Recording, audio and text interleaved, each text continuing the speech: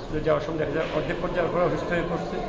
তো এই পর্যায়গুলো আজকে আমি কোর্টে মেনশন করার পর কোর্ট স্বপ্ন দিতে একটা রুল দিচ্ছে যে আগামী বৃহস্পতিবার পর্যন্ত শুধুমাত্র প্রাইমারি স্কুল, হাই স্কুল এবং মাদ্রাসা এগুলো বন্ধ থাকবে। তবে যদি কোনো পাবলিক পরীক্ষা থাকে এবং যেসব শিক্ষা প্রতিষ্ঠানে এসি আছে তাদের শিক্ষা প্রতিষ্ঠানগুলো খোলা থাকবে এবং কলেজও এর আওতা থাকবে। শুধুমাত্র প্রাইমারি স্কুল, হাই স্কুল এবং মাদ্রাসা এগুলো আগামী বৃহস্পতিবার পর্যন্ত কোর্ট বন্ধ দেওয়ার জন্য আদেশ প্রদান করছে। আমি প্রথমে শুনলাম যে দেখেন চলমান হইতে হবে যে আমাদের পূর্ববর্তী ছাত্ররা আছে তারা অসুস্থ হয়ে পড়তেছে এবং আজকে যে বিভিন্ন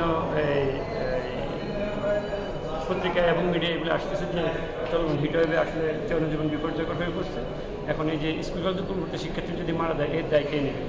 কোর্ট বলছে ঠিক আছে 18 জন যদি মারা গেছে দায়িত্ব তো স্বরাষ্ট্র মন্ত্রণালয় বা শিক্ষা মন্ত্রণালয় কেউ নেবে না। তাহলে আমরা একটা রুল ইস্যু করি যেহেতু আমি বৃহস্পতিবার পর্যন্ত শুধুমাত্র সাধারণ কার্যক্রম যেগুলো শিক্ষা প্রতিষ্ঠান চলবে সেগুলো করতে হবে। যদি কোনো পাবলিক পরীক্ষা থাকে সেটাও চলবে। যাদের স্কুলে এসি আছে ওই স্কুলগুলো যদি চালাচ্ছে তারা চালাতে পারবে।